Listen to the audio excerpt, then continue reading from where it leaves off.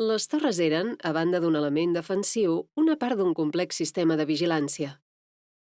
Es comunicaven per fumeres i tocs de campana de dia i fogueres de nit. El perill d'atac corsari a la costa de Palafrugell es detectava a les torres de Sant Sebastià de la Guarda, segle XV, i de Calella, 1597, on hi havia una guàrdia permanent i des d'on es podia passar la informació fins ben a l'interior de la plana de l'Empordà. La situació de la Torre de Calella permetia el control de les badies de Llafranc i de Calella, i és l'única del terme que estava artillada. Té una part plana a la banda del mar, on hi havia un canó. Es va desarmar l'any 1782 perquè ja havia minvat el perill d'atac pirata.